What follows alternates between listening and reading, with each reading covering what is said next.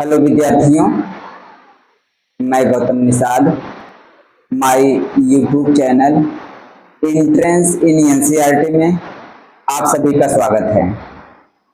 जैसा कि आप जानते हैं, यहाँ पर जो प्रिपरेशन कराया जाता है 2026 और 27 सिलेबस के आधार पर सारा प्रिपरेशन कराया जाता है, वो भी बोर्ड परीक्षा की से संबंधित सारे क्वेश्चनों को सॉल्व कराया जाता है। हाँ, बात करते हैं इस वीडियो में, जहां हम आज इस वीडियो में बात करेंगे क्लास 10 मैथ की। क्लास 10 मैथ यानी कि प्रश्नावली 3.1। इससे पहले हमने प्रश्नावली 3.1 के एक क्वेश्चन को पूरी तरह से हमने सॉल्व कर लिए हैं, जिसमें हमें ये ग्राफ के माध्यम से कुछ प्रश्न हल करने थे, वो हम हल कर चुके हैं।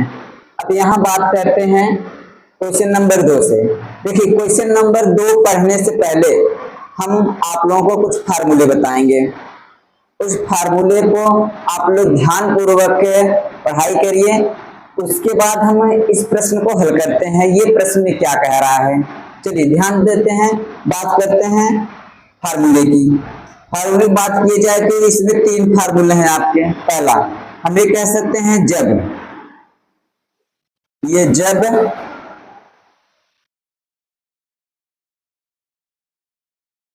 A1/A2 नॉट इक्वल B1/B2, तो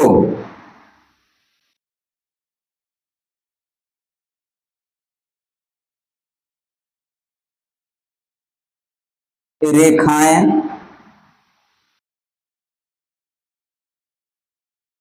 प्रतिच्छेद करती हैं। कहने का मतलब जब A1/A2 नॉट इक्वल B1/B2 हो तो रेखाएं प्रतिच्छेद करती हैं। यह है कहने का मतलब। एक रेखा प्रतिच्छेद करने का मतलब एक रेखा ये है, दूसरी रेखा ये है, ये कंडीशन आपस में रेखाएं ये प्रतिच्छेद करती हैं। प्रतिच्छेद करने का मतलब है दो रेखा आपस में ऐसे आपस में काट रही है, तो इसका मतलब है रेखाएं प्रतिच्छेद करती हैं। कब? जब A1/A2 नॉट इक्वल B1/B2। कहने का मतलब इनका जो अनुपात होगा वो बराबर नहीं आएगा, तो रेखाएं इस स्थिति में प्रतिच्छेद करती हैं। ये पहला है, पहला फार्मूला। हाँ, बात करते हैं दूसरे फार्मूले की। जब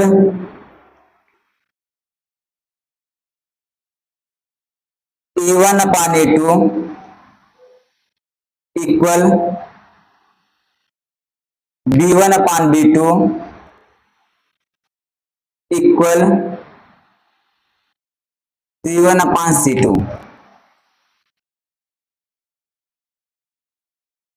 हो तो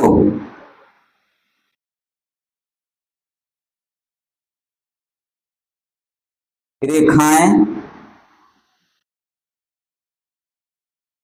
संपाती होती हैं।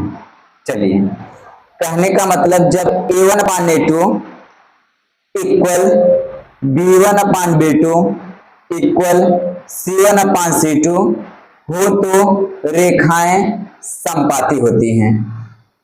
अब संपाती का मतलब भैया, जैसे मान लीजिए एक रेखा ये खींची गई है आपकी, हाँ, दूसरी रेखा भी इसी के ऊपर खींच दिया जाए, इसी के ऊपर, तो ये रेखाएं संपाती कहलाती हैं। A1/A2 का अनुपात, B1/B2 का अनुपात, C1/C2 का अनुपात अगर तीनों आपस में बराबर होता है तो हम उस स्थिति में कह सकते हैं रेखाएं संपाती होती हैं। ये दूसरा फार्मूला था आपका। बात करते हैं तीसरे फार्मूले की।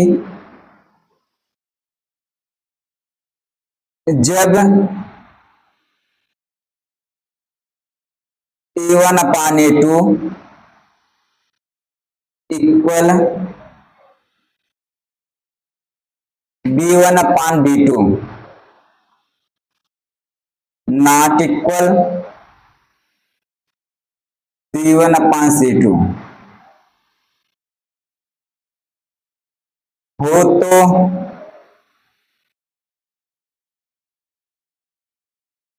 रेखाएं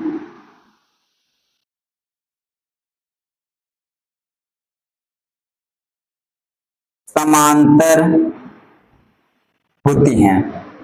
चलिए ये तीसरा कहना जब A1 upon A2 equal B1 upon B2 not equal C1 upon C2 हो तो रेखाएं समांतर होती हैं। कहने मतलब A1 अपान A2 का अनुपात B1 अपान B2 के अनुपात के अगर दोनों बराबर हैं तो C1 अपान C2 आपस में अनुपात बराबर नहीं है तो रेखाएं इस स्थिति में समांतर होती हैं। जैसे बात करते हैं ये रेखा ये खींची गई है आपकी, हाँ दूसरी रेखा जस्ट ये इसके समांतर खींच दिया जाए, ये दोनों रेखाएं आपस में समांतर रेखाएं कहलाती हैं। ये थे आपके 3 फार्मूले। चलिए आप लोग इतना उतार लीजिए, तब आगे बढ़ते हैं क्वेश्चन पर।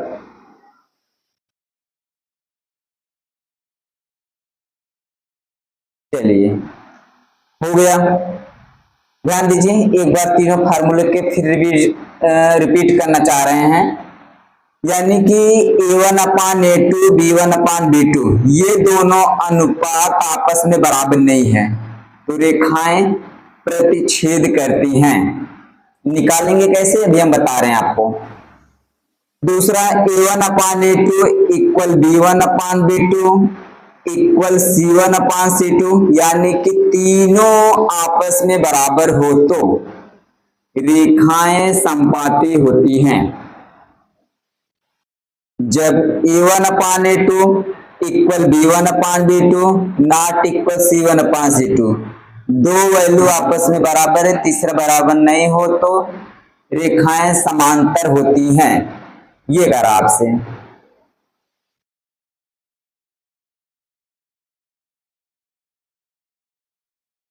चलिए आपको फार्मूला ये कैसे प्रयोग करना है एक बार हम आपको बताना चाह रहे हैं। जैसे मान लीजिए आपके पास से रैखिक समीकरण हो, जैसे मान लीजिए रैखिक समीकरण ax प्लस by प्लस सी, ये हमारा रैखिक समीकरण कहलाता है। ax प्लस by प्लस सी इसके बराबर हम कह सकते हैं 0 है। ये रैखिक समीकरण का व्यापक समीकरण कहलाता है।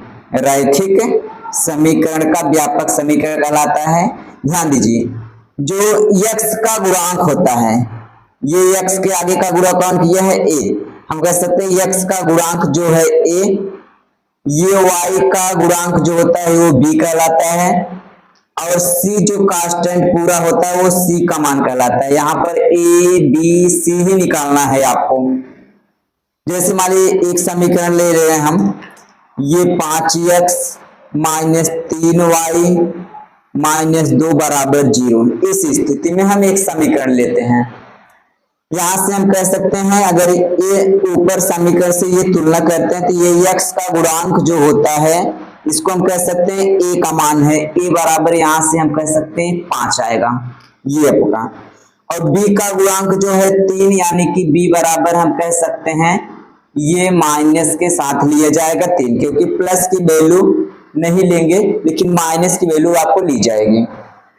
हाँ यहाँ c की बात करते हैं, c बराबर यहाँ -2 हो जाएगा। ये हम कह सकते हैं यहाँ a1 b1 c1 का मान ऐसे निकालेंगे। क्यों? क्योंकि समीकरण आपको 2 दिए रहेंगे, 2 समीकरण रहेगा आपका। अगर 2 समीकरण होता है, पहला हम इसको क्या करते हैं a1 b1 c1 नाम दे देते हैं, दूसरा जब निकालते हैं तो उसको हम a2 b2 c2 नाम दे देते हैं। ये हमारा निकलता है।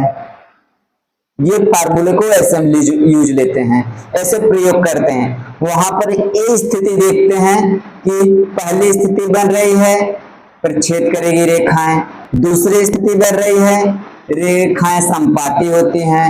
अगर तीसरी स्थिति बन रही है, रेखाएं समांतर होती हैं। ये फार्मूला था, ऐसे हमें यहाँ फार्मूले को प्रयोग करना है।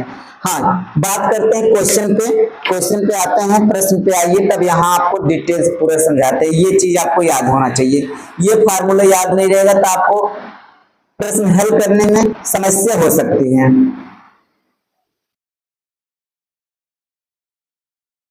चलिए, जिसमें प्रश्न है आपका 5x माइनस 4y प्लस 8 बराबर 0। एक समीकरण इसे मान लेते हैं। दूसरा समीकरण 7x प्लस 6y माइनस 9 बराबर 0। ये है दूसरा समीकरण।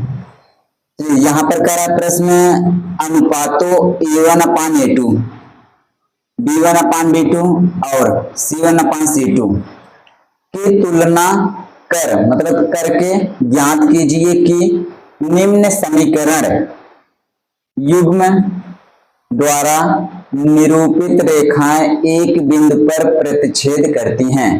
कहने मतलब अनुपात आपको बनाना है, a1 अपान a2 बनाना है, b1 अपान b2 बनाना है, c1 अपान c2 बनाना है।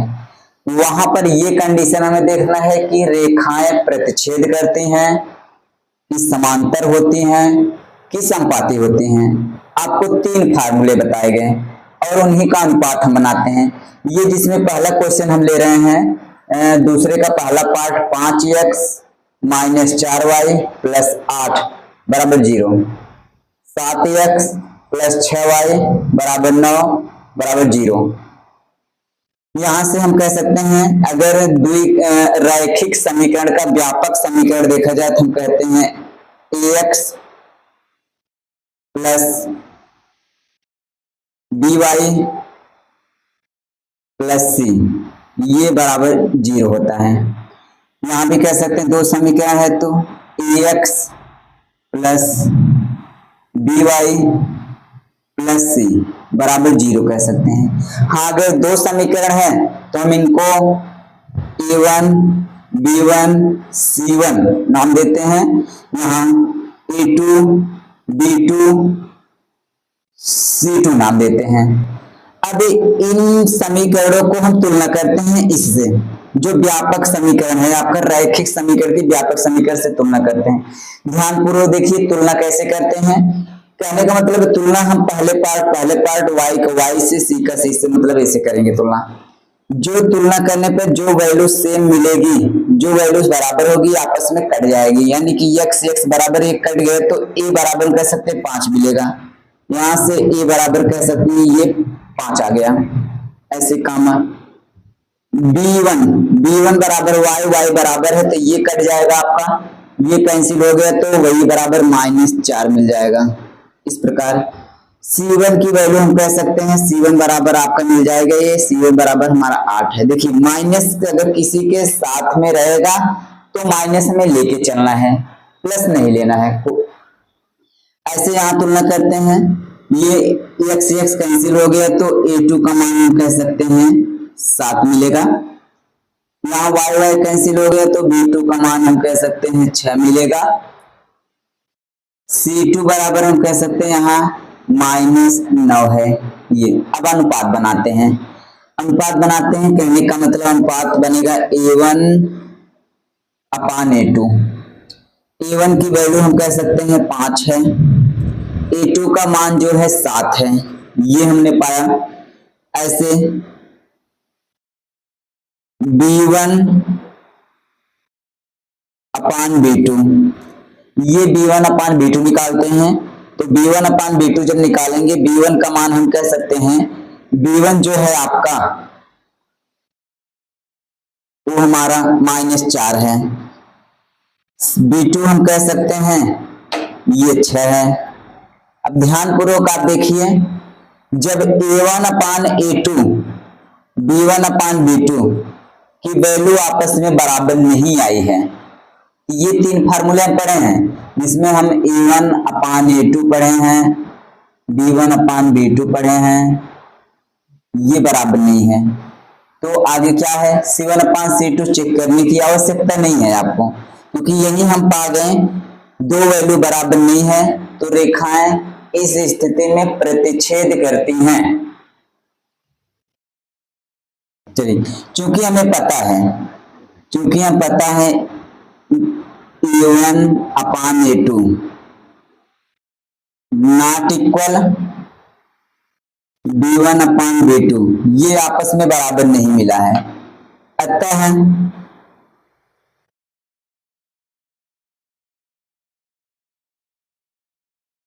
रेखाएं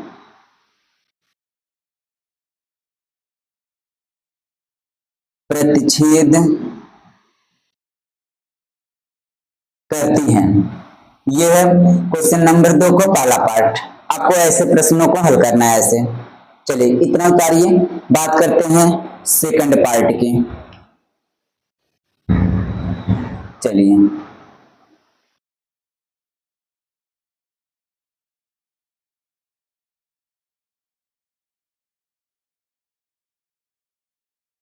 देखिए, हमारे पास एक बुक है तो हम प्रश्नों को यहीं से लिख रहे हैं, क्योंकि हम प्रश्न याद तो नहीं कर सकते, ये इतनी बड़ी बुक है तो सारे प्रश्नों को हम याद नहीं कर सकते, क्योंकि हमें ये बुक की आवश्यकता जरूर पड़ेगी।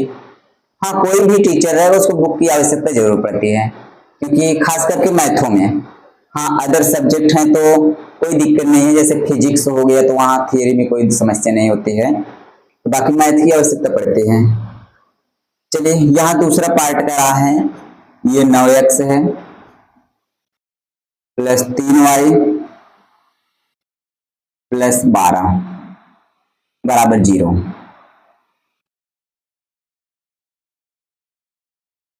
18x 6y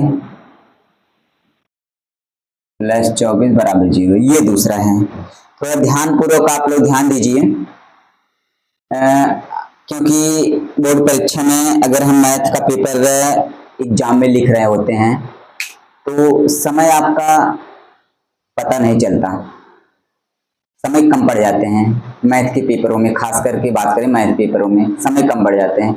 इसलिए समय को ध्यान में रखते हुए हम कुछ प्रश्नों को ऐसे सॉल्व करेंगे ताकि हमें ज्यादा समय न लगे प्रश्नों को हल करने में। जैसे बात किया जाए यहाँ तो थोड़ा सा समय आपको बचाना ही पड़ेगा। जैसे यहाँ हम जानते हैं, अभी आपको पूरा डिटेल से बताया गया प्रश्न को, हम कह सकते हैं 9 होगा, A1 की वैल्यू होगी, इसको हम B1 मान लेंगे, ये हमारा C1 है। यहाँ हम कह सकते हैं जो 18 है A2 है, ये 6 है B2 है, ये C2 है 24, ये मान के चलिए। डायरेक्ट अनुपात बनाते हैं हम, अनुपात बनाते कहने मतलब A1/A2 बनाते हैं। A1/A2 बनाएंगे, A1 आपका 9 है, A2 हम कह सकते हैं आपका 18 है, इसको कैंसिल करेंगे 1/2 आएगा। ऐसे B1/B2 बनाते हैं। जब B1/B2 बनाते हैं, B1 का मान हम कह सकते हैं 3 है, B2 का मान आपका 6 है, इसको जब हम कैंसिल करते हैं तो 1/2 आता है। ध्यान दीजिए, दो वैल्यू बराबर आई है, A1/A2 B1/B2 बराबर आया है। अब बराबर तो दो फार्मूले में होता है, A1/A2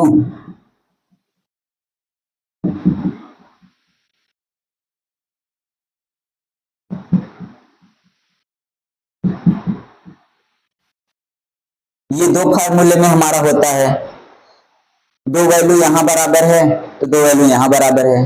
अब हम जब तक C1/C2 नहीं निकालेंगे तब तक हम यहाँ स्पष्ट नहीं कर सकते कि ये कंडीशन प्राप्त हो रही है कि ये कंडीशन प्राप्त हो रही है। इससे पहले पीछे वाले क्वेश्चन में हमने C1/C2 नहीं निकाला था। क्यों नहीं निकाला था? क्योंकि हमें दो ही वो A1/A2 B1/B2 से पता चल गया तो रेखाएं प्रतिच्छेद करते हैं। जब दोनों बराबर नहीं होते रेखाएं प्रतिच्छेद करती हैं। लेकिन यहाँ हमें C1/C2 निकालना पड़ेगा, क्योंकि जब यहाँ हम A1/A2 B1/B2 निकाले हैं तो दोनों वैल्यू आपस में बराबर आया है, तो हम न तो ये स्थिति कह सकते हैं न तो ये स्थिति कह सकते हैं। हाँ, अगर C1/C2 निकालते हैं, अगर बराबर आ गया तो ये स्थिति है, अगर बराबर नहीं आया तो ये स्थिति है। इस स्थिति में संपाती होता है, इस स्थिति में समांतर होता है। चलिए यहां हमें C1 अपान C2 निकालना है, तो हम बात कर लेते हैं C1 अपान C2 की। C1 की वैल्यू हम कह सकते हैं यहाँ पर 12 मिल जाएगा, C2 की वैल्यू यहाँ कह सकते हैं 24 मिल जाएगा। इसको भी कैंसिल करेंगे, 1/2 आएगा। ध्यान दीजिए यहाँ तीनों वैल्यू आपस में बराबर आया है। अगर तीनों वैल्यू आपस में बराबर होता है, A1 अपान A2 इक्वल B1 अपान B2 इक्वल C1 अपान C2, ये हमने तीनों बराबर पाया है। अतः जब तीनों बराबर होता है तो रेखाएं समपाती होती हैं। अतः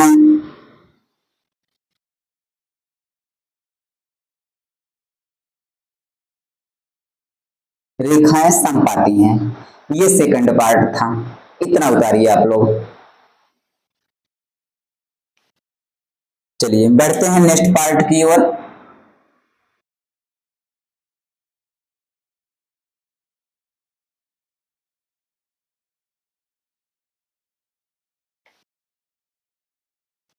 हाँ, इसका लास्ट पार्ट है third. 6x minus 3y plus 10 बराबर 0, ये है आपका। इसके बाद 2x माइनस वाई प्लस 9 बराबर 0, ये है third part, last question number 2 का लास्ट पार्ट ये है आपका। चलिए यहां से हम पार्ट बनाते हैं A1 अपान A2। A1 अपान A2, हम A1 अपान A2 ये कह सकते हैं 6 हमारा A1 है, A2 की वैल्यू हमारा 2 है। यहाँ जब हम कैंसिल करते हैं तो 3/1 प्राप्त होता है, जब ये कैंसिल करेंगे। इसी प्रकार हम B1 अपान B2 इक्वल निकालते हैं। B1 की वैल्यू -3, B2 का मान -1, माइनस से माइनस ऊपर नीचे कट जाएगा तो 3/1 यहाँ भी प्राप्त हुआ। देखिए दो वैल्यू बराबर मिल गई, तो तीसरा हमें ज्ञात करना ही है, क्योंकि हम जानते हैं इसमें दो स्थितियां प्राप्त होती हैं। C1 C2 निकालना है। C1 का मान 10, C2 का मान 9, ये बराबर नहीं मिला। जब दो वैल्यू बराबर है, तीसरा बराबर नहीं है, चूंकि हमें पता है A1 upon A2 equal B1 upon B2 not equal C1 upon C2, ये प्राप्त हुआ है, ये कंडीशन हमें मिला है। अतः रेखाएं समांतर होती हैं, ये है आपका थर्ड पार्ट हुआ। प्रश्नों को ऐसे सॉल्व करना है। चलिए इतना उतारिए, बात करते हैं क्वेश्चन नंबर थर्ड की।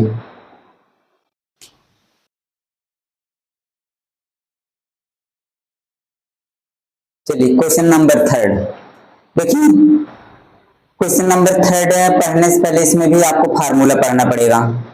क्यों? क्योंकि आपसे ये कह रहा है कि संगत असंगत निकालना है। अब हमें ये नहीं पता है संगत किस कंडीशन में होता है, असंगत किस कंडीशन में होता है, ये हम नहीं जानते। इसके लिए जो पीछे फार्मूला आप पढ़े हैं, रेखाएं प्रतिच्छेद करते हैं, समांतर होती हैं, संपाती होती हैं, ये तीन फार्मूले जहां हमने पीछे आपको बताया है, तो वहां से आप चीजों को समझ सकते हैं। कहने का मतलब जब रेखाएं प्रतिच्छेद करती हैं तो संगत होता है, जब रेखाएं संपाती होती हैं तो संगत होता है। संगत की दो कंडीशन, हम समांतर रेखाएं पाते हैं तो वहां असंगत होता है। कहने का मतलब अगर हम A1 अपान A2 निकालें, B1 अपान B2 निकालें, C1 अपान C2 निकालें, ये तीनों बराबर आया तो संगत है, अगर एक भी बराबर नहीं आया तो संगत है। दो कंडीशन ये संगत की होती हैं। हाँ, बात करते हैं फर्स्ट पार्ट की। आप जहां लिखे होंगे उसके आगे भी लिख सकते हैं, कोई दिक्कत नहीं है। हम यहां कह देते हैं A1 upon A2 not equal B1 upon B2। ये अगर होता है तो संगत है, कि ये संगत है, A1/A2 नॉट इक्वल B1/B2, ये संगत होता है। और इसी कंडीशन में तो रेखाएं प्रच्छेद करती हैं। दूसरा A1/A2 equal B1/B2 equal C1/C2, ये भी आपका संगत होता है। ये दो कंडीशन है संगत। तीसरे की बात करें C1/C2, सॉरी पहले A1/A2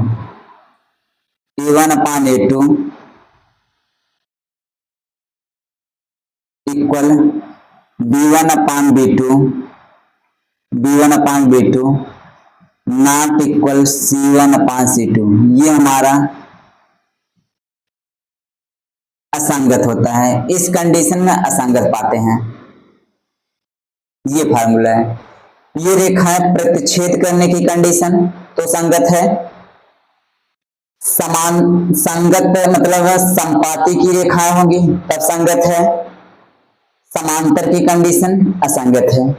क्या मतलब सिंपल तरीके से आप ऐसे समझ सकते हैं, जब एक भी अनुपात आपस में बराबर नहीं होगा, ये अनुपात ही लिखा गया है, जब एक भी अनुपात आपस में बराबर नहीं होगा तो रेखाएं उस कंडीशन में संगत होता है। हाँ, अगर सभी अनुपात आपस में बराबर है तो संगत होता है। ये दोनों कंडीशन संगत की, संगत दोनों कंडीशन याद रखिए। ये आपको याद रखने की विशेष जरूरत नहीं है। जब दो यही हम जान रहे हैं संगत हो, तो बाकी जो बचेगा असंगत ही कहलाएगा। चलिए बात करते हैं प्रश्न की।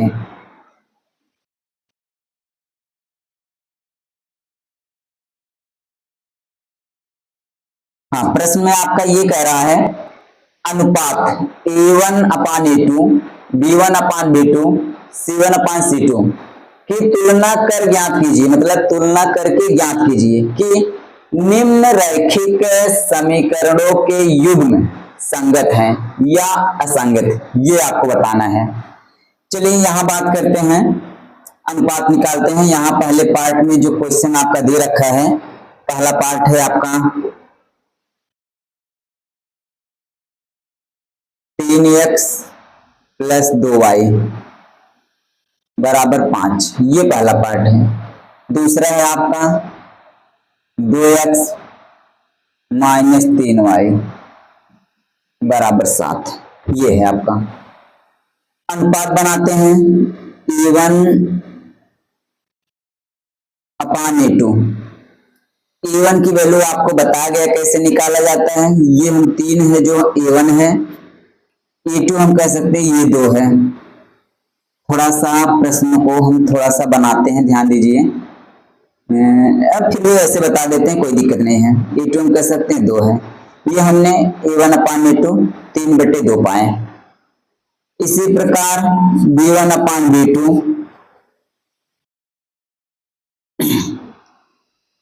B1/B2 यानी कि B1 का मान 2, B2 का मान कह सकते हैं -3, ये है। ध्यान दीजिए, ये -3 नीचे नहीं ऊपर चला जाएगा, 2 -2/3 लिख सकते हैं इसको। ध्यान दीजिए, अब हम ये देख रहे हैं A1/A2 B1/B2 ये आपस में बराबर नहीं है, क्योंकि ये 3/2 है तो ये -2/3 है। कहने का मतलब पहला वैल्यू बराबर नहीं है। ये जब बराबर नहीं है तो हम कह सकते हैं संगत की कंडीशन प्राप्त हो रही है। इसके फार्मूला बताया गया, और आपको पता है चूंकि हम जानते हैं A1/A2 नॉट इक्वल है B1/B2, ये कंडीशन पा रहे हैं। अतः इस कंडीशन में क्या होता है भैया, संगत है। इस कंडीशन में संगत है, क्योंकि एक भी वैल्यू बराबर नहीं है तो संगत, सभी बराबर है तो संगत। यहां पर ये बराबर नहीं है तो संगत प्राप्त हुआ। इतना उतार लीजिए, फर्स्ट पार्ट है। चलिए बात करते हैं तीसरे क्वेश्चन की, सेकंड पार्ट की।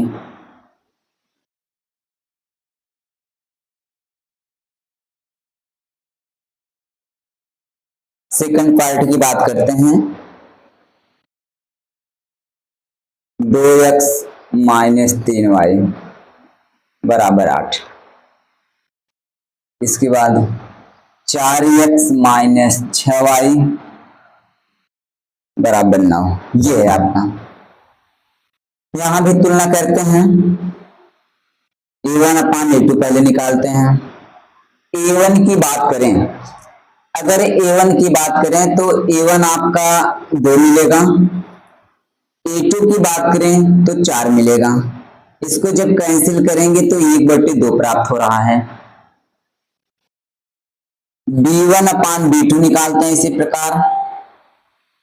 तो b1 की वैल्यू कह सकते हैं ये -3 है। b1 की वैल्यू -3, b2 का मान कह सकते हैं -6 है। माइनस से माइनस कट जाएगा तो 3 के 3, 3 दूनी 6, ये 2 वैल्यू प्राप्त हो रही है। तो C1 अपान C2 निकालना है। क्यों निकालना है? क्योंकि हम 2 से नहीं बता सकते कि कौन सी कंडीशन प्राप्त हो रही है, क्योंकि हमें C1 C2 निकालना ही पड़ेगा। C1 अपान C2। थोड़ा आप लोग इस पर फोकस करिए, ध्यान दीजिए। ये जो वैल्यू बराबर के इस साइड है तो हम तुलना इसी से करते हैं, ये से ही तुलना कर रहे थे। अब यहाँ a1 b1 जो है इस साइड है, लेकिन जो c की वैल्यू है बराबर के उस साइड है। जब बराबर के उस साइड है तो उसको इस साइड लाके हम रखेंगे, क्योंकि ये कह सकते हैं +8 में इधर आएगा -8, यानी कि C1 की वैल्यू -8 कह सकते हैं बटे ये हमारा C2 है। C2 इस साइड आएगा तो इसको भी -9 कह सकते हैं। माइनस से माइनस कट जाएगा तो 8/9 प्राप्त हुआ। कहने का मतलब ये वैल्यू बराबर मिल रही है, दूसरा बराबर नहीं है। इस कंडीशन में क्या होता है भैया, क्योंकि हमें पता है a1 अपान a2 इक्वल b1 अपान b2, ये नॉट इक्वल है C1 अपान C2 के। इस कंडीशन में क्या होता है, असंगत होता है।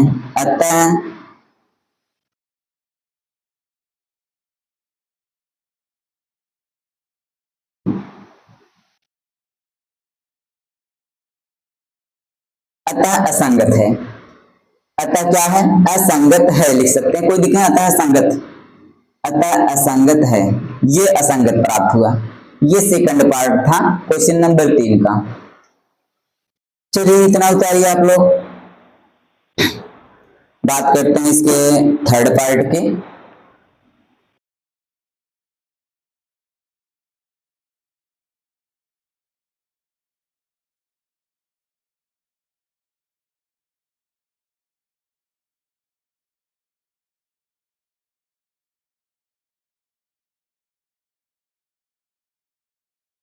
तीन बटे 2x 5/3y ये बराबर 7। 9x माइनस 10y ये बराबर 14।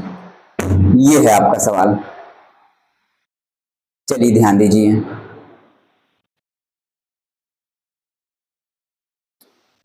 चलिए यहां भी अनुपात निकालते हैं। तो a1 अपान a2, a1 अपान a2, a1 की वैल्यू हम यहाँ कह सकते हैं 3/2 बटे a2 का मान कह सकते हैं 9। ध्यान दीजिए, ये बटे के रूप में पहले से ये बटे नहीं है तो हम इसका बटे ये कर सकते हैं, कोई दिक्कत नहीं। जब बटे 1 करोगे तो बाह्य पद का गुणा बाह्य पद में, मध्य पद का गुणा मध्य पद में हो जाएगा। यानी कि बाह्य पद का गुणा बाह्य पद में यहाँ बटे 1 कर सकते हैं, 9 का बटे 1 किया जा सकता है, कोई दिक्कत नहीं है। तो 3 का मल्टीप्लाई जब 1 करोगे तो ये 3 प्राप्त होगा, यानी कि 3 गुणे 1 प्राप्त होगा। 3 का गुणा किसमें हुआ, 1 में। इसमें मध्य पद का गुणा मध्य पद में, यानी कि 2 9 18, 2 गुणे 9 ये आ जाएगा। आप डायरेक्ट भी लिख सकते थे इसको, कोई दिक्कत नहीं है। यहाँ 3 1 के 3, 9 दूनी 18, ये हमने कैंसिल करते हैं तो 3 1 के 3, 3 6 18, 1/6 प्राप्त होगा। a1 अपान a2। इसी प्रकार b1 अपान b2 निकालते हैं।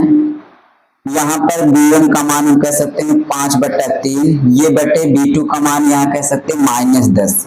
इसका भी बटे ये किया जा सकता है। तो बाह्य पद का गुणा बाह्य पद में बटे ये करोगे तो 5 गुणा 1 कराओगे तो ये 5 हुआ बटे मध्य पद का गुणा मध्य पद में कराओगे तो यानी कि 10 तिहाई ये 30 हो जाएगा, ये -30 प्राप्त हुआ। इसको आगे हल करिए, माइनस नीचे में ऊपर रहता है तो ऊपर भेज दिया जाता है। 5 से काटोगे 5 के 5 5 6 30 -1/6 प्राप्त हो रहा है। अब ये दोनों वैल्यू आपस में बराबर नहीं आई है, तो कहने में तो जब शुरू में दो बराबर नहीं आई है तो हमारा कौन सी स्थिति प्राप्त हो रही है? संगत की स्थिति प्राप्त हो रही है। यानी चूंकि हमें पता है, आगे C1 जांच नहीं करना है क्योंकि यही हमें पता चल गया कि रेखाएं प्रतिच्छेद कर रही हैं, प्रतिच्छेद की कंडीशन में संगत होता है। क्योंकि हमें पता है A1/A2 नॉट इक्वल होता है B1/B2 के, ये कंडीशन हम यहां पा रहे हैं।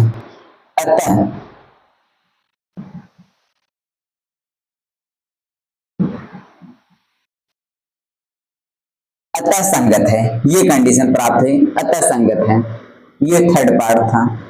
चलिए ध्यान दीजिए, हम तो वीडियो में अपने पूरे सारे क्वेश्चन को हम बताएंगे, क्योंकि प्रयास कीजिए आपको 1 2 3 क्वेश्चन अगर आप पढ़ रहे हैं, जैसे हमने यहाँ 3 पार्ट ले लिए, इसमें आपको अभी देखा जाए तो 2 पार्ट बचे हुए हैं। प्रयास कीजिए कि आप लोग अपने मन से प्रश्नों को हल करिए।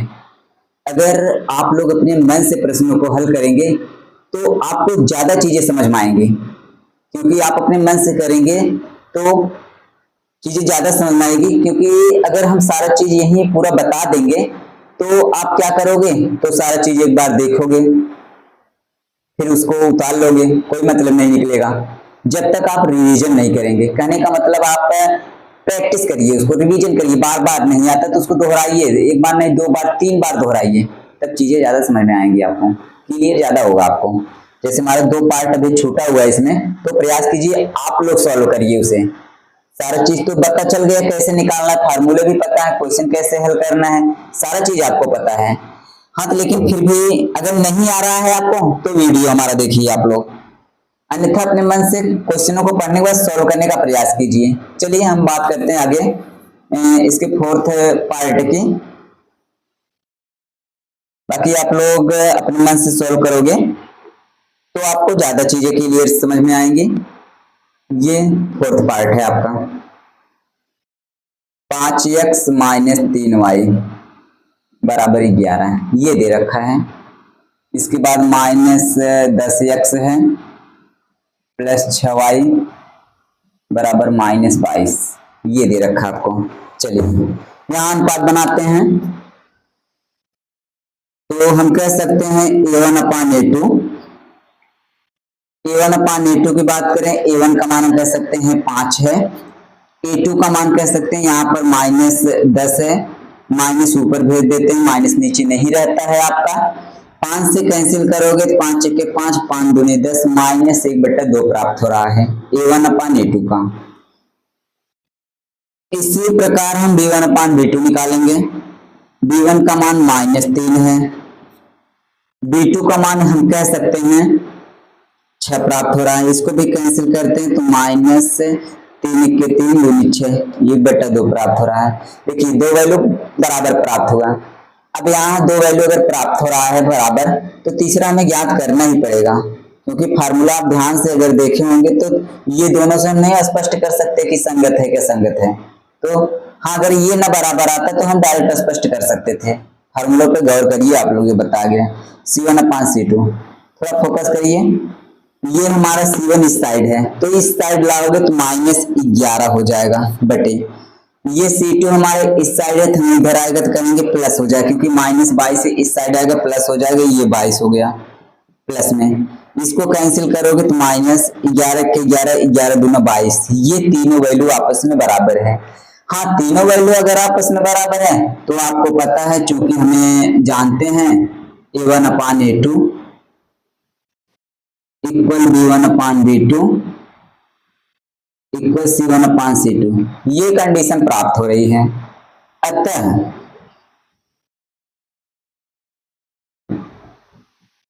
संगत है, क्योंकि तीनों आपस में बराबर है तो संगत है। ये 4th पार्ट है। चलिए इसको उतारिए आप लोग इतना, बढ़ते हैं नेक्स्ट पार्ट की ओर। चलिए हो गया। इस क्वेश्चन का लास्ट पार्ट बचा है आपका।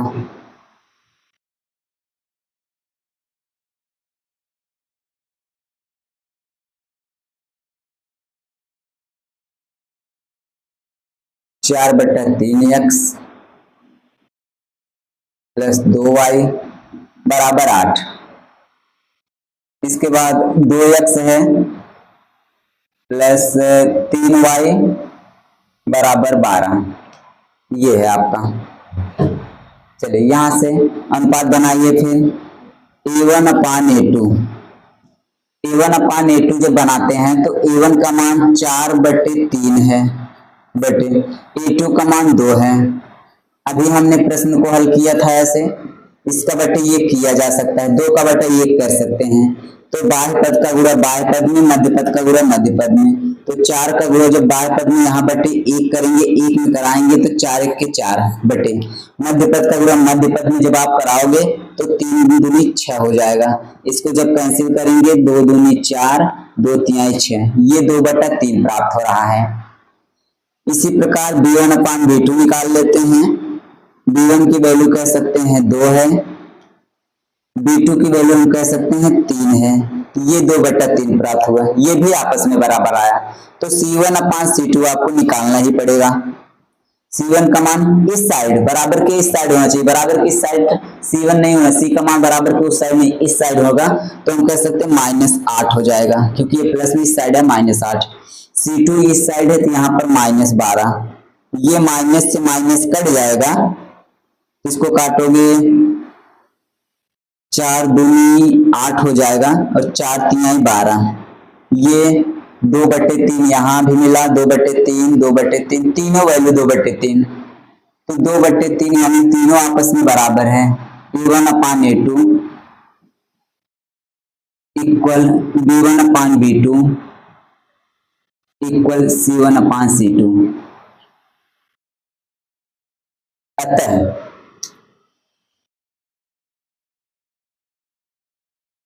संगत है, ये कंडीशन प्राप्त हुई। ये क्वेश्चन नंबर 3 प्राप्त कंप्लीट हुआ है आपका।